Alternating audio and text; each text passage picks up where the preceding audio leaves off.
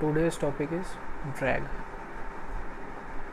आज का टॉपिक है हमारा ड्रैग। अब ड्रैग है, ड्रैग का सबसे पहले मतलब क्या होता है। So it is a force that acts opposite to an flying object और aircraft.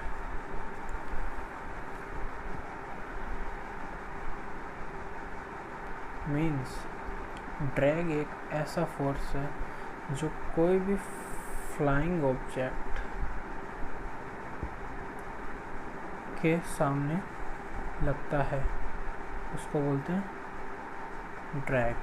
Okay, this is drag. अब जो ड्रैग है वो दो तरह का होता है। Means drag is of two types. एक तो होता है पैरासाइट ड्रैग,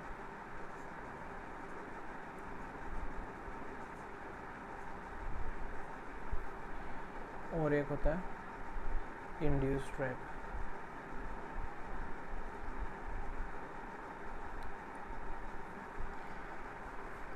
पैरासाइट ड्रैग के भी तीन पार्ट होते हैं। पहला पार्ट स्किन फ्रिक्शन ड्रैग।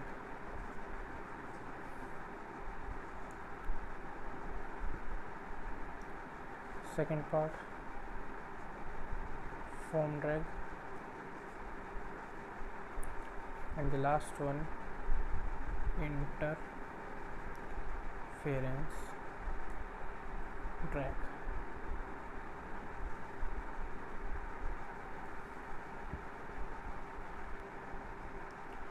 अब स्किन फ्रिक्शन ड्रैग और फोम ड्रैग का एक पार्ट होता है जिसको हम लोग बोलते हैं प्रोफाइल ड्रैग।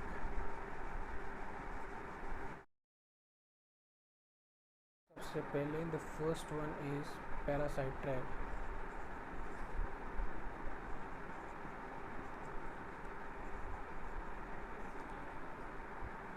पैरासाइट ड्रैग वो ड्रैग होता है विच acts with the body of an aircraft। मतलब जो ड्रैग एयरक्राफ्ट की बॉडी के साथ इंटरेक्ट होने पे लगता है, मतलब जो ड्रैग एयरक्राफ्ट से टच होने पे लगता है, एयरक्राफ्ट की बॉडी से टच होने पे लगता है, उसको बोलते हैं parasite drag. The next one is foam drag. अब पैरासाइट ड्रैग तो सबके समझ में आ गया। अब पैरासाइट ड्रैग के तीन पार्ट होते हैं। सबसे पहला पार्ट है स्किन फ्रिक्शन ड्रैग। ये एक ऐसा ड्रैग है जो खाली एयरक्राफ्ट के सरफेस पे लगता है। मीन्स जो भी अपोजिट मीन्स जो भी रिलेटिव फ्लो आता है उसका जो ड्रैग स्किन यानी कि सरफेस पे जो लगता है वो होता है स्किन फ्रिक्शन ड्रैग।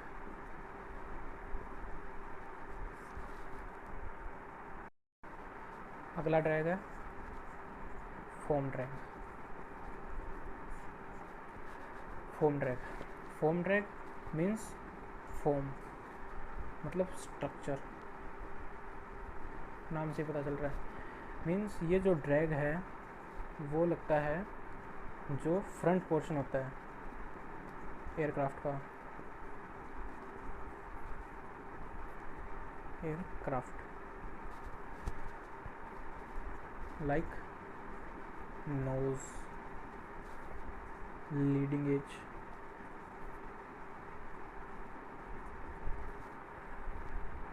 horizontal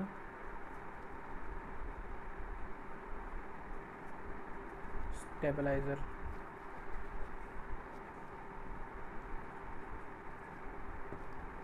तो ये होता है फोम ड्रैग। मीन्स जो एयरक्राफ्ट के फ्रंट पोर्शन पे जो ड्रैग लगता है उसको बोलते हैं फोम ड्रैग। अब जो तीसरा ड्रैग आता है, means third one drag is interference drag. ये ड्रैग बड़ा इम्पोर्टेंट है और थोड़ा सा उन दोनों से अलग भी है। जो इंटरफेरेंस ड्रैग है वो लगता है जहाँ दो चीज़ें मिलती हैं, टू स्ट्रक्चर्स, मतलब दो स्ट्रक्चर होते हैं एरोप्लेन के, मीट ईच अदर, वहाँ लगता है ये। जैसे हमारी इंजन काउलिंग हो गई, विंग एंड फ्यूजलाज हो गई, तो यहाँ पे जो ड्रैग लगता है उसको इंटरफेरेंस ड्रैग बोलते हैं। जैसे suppose this is aircraft, this is wings, तो जो इस पोर्शन पे या यहाँ पे जो इंजन होता है उस पे जो ड्रैग लगता है,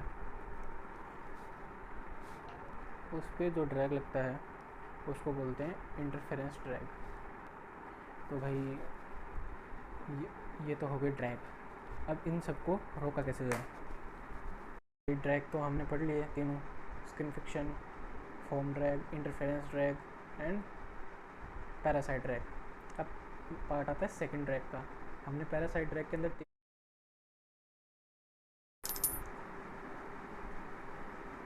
दूसरा फॉर्म, तीसरा इंटरफेरेंस। ये ड्रैग में सबको बहुत प्रॉब्लम आती है कि ये कौन सा ड्रैग है, ठीक है, तो इसको ध्यान से समझना। इंड्यूस ड्रैग वो ड्रैग है जो विंग की टिप पे लगता है, और नॉर्मली इसको विंग टिप वोर्टिसेस बोला जाता है, ठीक है। इसका एक फॉर्मूला है कि जो इंड्यूस ड्रैग होता है, induced drag is directly proportional to the 1 upon speed of aircraft का whole square. This is very much important. बहुत से क्वेश्चन इसी फॉर्मूले से होते हैं। अब क्वेश्चन आता है कि इंड्यूस ड्रैग होता कैसे है। ये तो हमने समझ लिया विंग टिप पे होता है, क्यों होता है वो अब हम सब। जो इंड्यूस ड्रैग है, ठीक है, वो लगता है विंग टिप पे। क्यों? Suppose this is an aircraft, ठीक है, जब ऊपर का फ्लो जा रहा है, नीचे से फ्लो जा रहा है, जो फ्लो नीचे से जा रहा है एयरक्राफ्ट के एयर का, ठीक है, वो दोनों फ्लो एकदम साथ में चिपक कर चलते रहते हैं। लेकिन जैसे जैसे स्पीड स्लो रहती है तो ये क्या है, उखड़ना चालू हो जाते हैं, और उखड़ते उखड़ते ये विंग टिप से चालू होते हैं उखड़ना, तो ये उखड़ जाते हैं। तो ये दोनों टिप्स पे होते हैं। मीन्स जब ये दोनों ऊपर, विंग के ऊपर ही एयर का और विंग के नीचे की एयर का सेपरेशन हो जाता है, तो वो टिप की टुवर्ड्स जाता है और वो टर्बुलेंट एयर फ्लो कराता है, जिसको इंड्यूस ड्रैग बोलते हैं। तो समझ गए कि विंग टिप पे जो टर्बुलेंट एयर फ्लो होती है उसको इंड्यूस ड्रैग बोलते हैं, ठीक है। अब इंड्यूस ड्रैग को, उस फॉर्मूले को कैसे समझेंगे? इंड्यूस ड्रैग ID शॉर्ट में लिख रहा हूँ, is upon 1 upon speed of aircraft का होल स्क्वायर, ठीक है। अब जैसे जैसे इसकी एयरक्राफ्ट की स्पीड बढ़ेगी, इंड्यूस ड्रैग कम होगा। जैसे अगर बोल दिया कि एक एयरक्राफ्ट है, उसकी स्पीड मैंने 2x कर दी, तो इंड्यूस ड्रैग कितना कम होगा? तो ऑप्शन आएंगे आपके पास, हाफ, ऑप्शन बी होगा आपके पास 1/4, ऑप्शन सी होगा 1/3। तो ऑप्शन सेकंड इज़ राइट, क्योंकि ये इसकी स्पीड के स्क्वायर के इन्वर्सली प्रोपोर्शनल है। या फिर ऐसे बोल दिया इंड्यूस ड्रैग दोगुना हो गया तो स्पीड कम हो जाएगी, स्पीड बढ़ी इंड्यूस ड्रैग कम हुआ, अगर इंड्यूस ड्रैग बढ़ा तो स्पीड कम होगी। तो ये है इसका लॉजिक। हमने अब सारे ड्रैग तो पढ़ लिए, अब इनसे बचा कैसे जाए। तो सबसे पहला है स्किन फ्रिक्शन।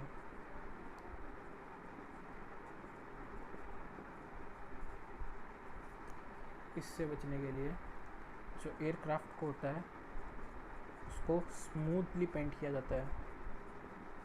देखा होगा एयरक्राफ्ट पे जो पेंट होता है वो हमेशा चमकता है, कितना स्मूथ होता है। दूसरा, एयरक्राफ्ट पे जो रिविट्स होती हैं, रिविट्स वो फ्लश रिविट लगाई जाती हैं ताकि कम से कम ड्रैग पैदा हो, क्योंकि ड्रैग रोकना बहुत ज़रूरी है, वरना स्पीड नहीं बनेगी एयरक्राफ्ट की। ठीक है, तो स्किन फ्रिक्शन ड्रैग को रोकने के लिए हम ये चीज़ें करते हैं। फोम ड्रैग को प्रिवेंशन करने के लिए हम लोग जो नोज़ होता है एयरक्राफ्ट का उसको स्मूथ और एयरफॉइल शेप का बनाते हैं। चाहे आप लीडिंग एज देख लो या हॉरिजॉन्टल स्टेबलाइज़र, सबका जो शेप होता है वो एयरफॉइल होता है। क्यों? फोम ड्रैग को रिड्यूस करने के लिए।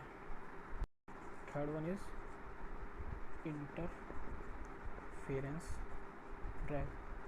अब इसको प्रिवेंट करने के लिए हम एक चीज़ करते हैं जिसका नाम है फ्लिटरिंग। फ्लिटरिंग के अंदर जो भी दो कंपोनेंट्स पास में उनका यूँ कर देते हैं, ऐसा इस टाइप का शेप बना देते हैं ताकि ड्रैग कम से कम हो। Like this is a engine cowl and this is a flittering. Okay, ताकि ये सॉफ्ट रहे और ड्रैग प्रोड्यूस ना। ठीक है, कॉर्नर स्मूथ रहे। सेकंड, इंड्यूस ड्रैग को कैसे प्रिवेंट किया जाए। तो इसके लिए एक तो हम लोगों को वॉश आउट टाइप विंग चाहिए। ये टॉपिक आगे आएगा कि वॉश आउट क्या होता है, बट लर्न नहीं करके वॉश आउट विंग चाहिए। सेकंड, एक चीज़ लगाई जाती है विंग की टिप पे जिसको हम बोलते हैं, दूसरा विंग्स के ऊपर लगे होते हैं विंगलेट, जो इंड्यूस ड्रैग से हमें बचाते हैं। विंगलेट देखा होगा ना आपने, जो एयरक्राफ्ट का विंग होता है उसके टिप पे बड़े बड़े से ये खड़े रहते हैं, ज़्यादातर एयरबस 320 में देखने को मिलता है। इन्हें बोलते हैं विंगलेट। ये इसीलिए होते हैं ताकि इंड्यूस ड्रैग से प्रोटेक्शन हो सके। तो ये था सारे ड्रैग और उनका प्रोटेक्शन।